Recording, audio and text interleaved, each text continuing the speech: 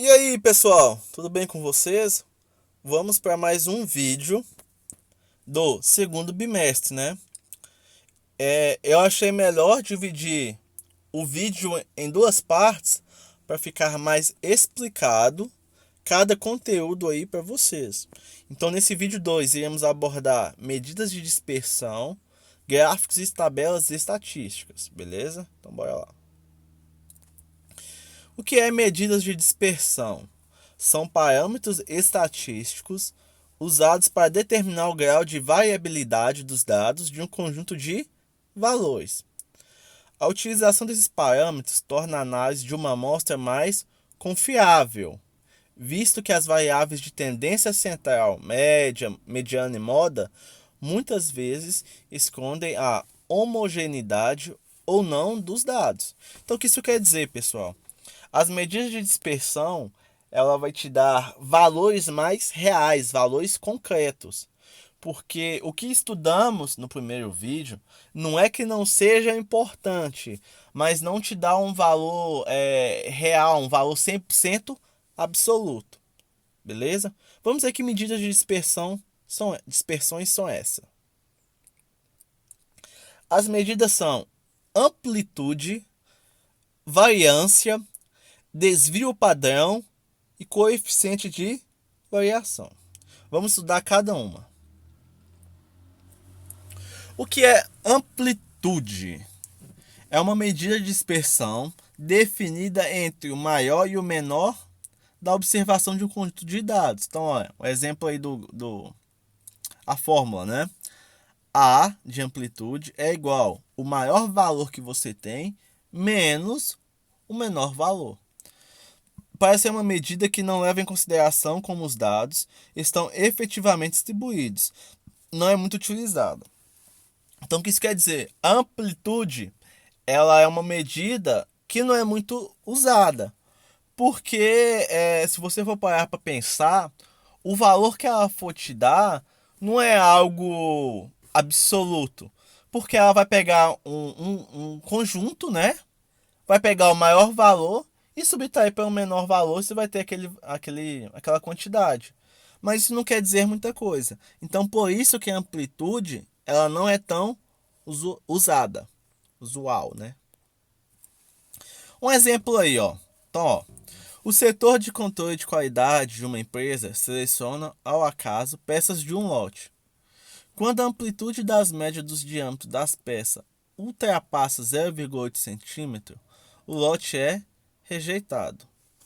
Considerando que um lote for encontrado os seguintes valores: 2,1 cm, 2 centímetros, 2,2 centímetros, 2,9, 2,4 centímetros. Esse lote foi aprovado ou rejeitado? Então vamos lá, vamos aplicar a fórmula. Eu vou pegar o maior valor desses conjuntos aí, que é 2,9, e subtrair pelo menor valor, que é 2. Meu resultado é de 0,9. Então, nessa situação específica aí, pessoal, o lote foi rejeitado. Por quê? Pois a amplitude passou do valor limite. Qual é o meu valor limite? É 0,8. Como o meu lote aí deu 0,9, então esse lote total foi o quê? Reprovado. Não passou. O que é variância, pessoal? É determinado pela média dos quadrados da diferença entre cada uma das observações e a média aritmética da amostra. Então, ó, a fórmula aí, ó, V de variância é igual a somatória de x', né, menos o MA ao quadrado dividido pelo N. O que é esses pontos? V de variância, x1, valor observado, né? MA é a média aritmética da amostra e N é o número de dados observados. Vamos para um exemplo prático aí. Então, ó, vamos supor que nessa festa aí há crianças de idades de 1 ano, 2 anos, 2 anos, 12 anos, 12 anos e 13 anos. Esse daí é o meu conjunto. E eu quero saber qual que é a variância de idade. Então, primeiramente, olhando a fórmula, eu tenho que ter a média aritmética. Então, o que eu vou fazer? Eu vou pegar as idades, somar e dividir pela quantidade. Esse exemplo de média vimos no primeiro vídeo.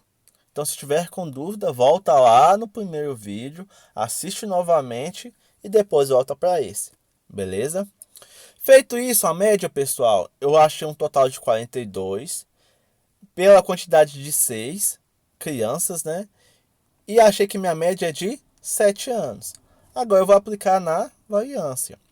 Então eu vou pegar cada valor, cada pontinho desse aí, né? Cada idade das crianças, subtrair pela minha média, elevar ao quadrado, somar pelo restante, né?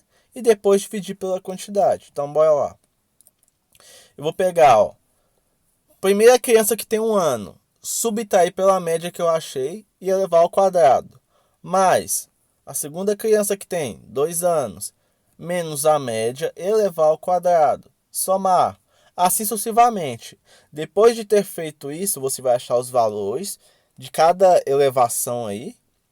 E depois soma tudo e divide pela quantidade de crianças.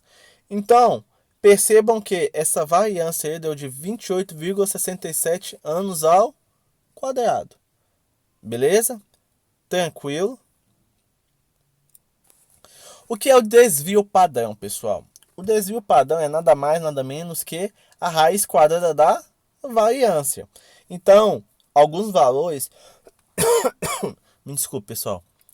Então, algumas questões, ou ela vai me dar a variância, ou ela vai me dar um conjunto. Se ela me dá um conjunto, é só aplicar a fórmula da variância. Para depois eu achar o desvio padrão, é só tirar a raiz quadrada. Tranquilo? Então, olha lá. Eu peguei o mesmo exemplo passado da festa lá com as crianças, para ficar até mais simples a nossa resolução. Então, ó, depois de ter feito a média aritmética lá, achado a variância, agora é só tirar a raiz quadrada. Então, ó, a raiz quadrada da minha variância, que é 28,67, é igual a 5,35 anos. Então, feito tudo aquilo lá, eu vou ter o quê? O meu desvio padrão aí de 5,35 anos.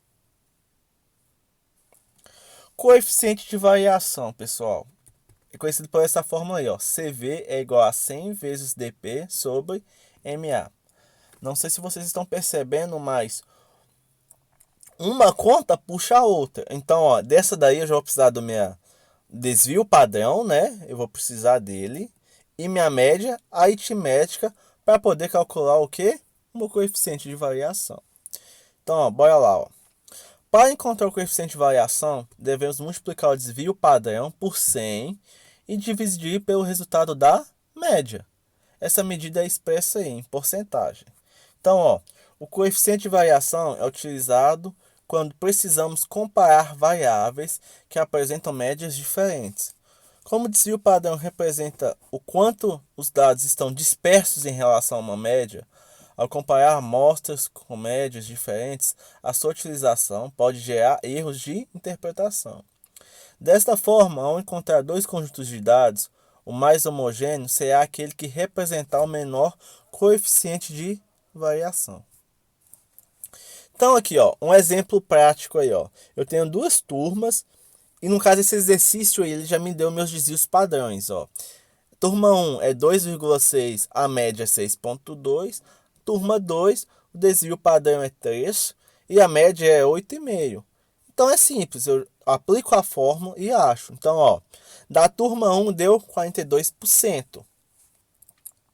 E na turma 2, o meu CV deu 35%. Então, ó, minha variação 1, 42, minha variação 2, 35.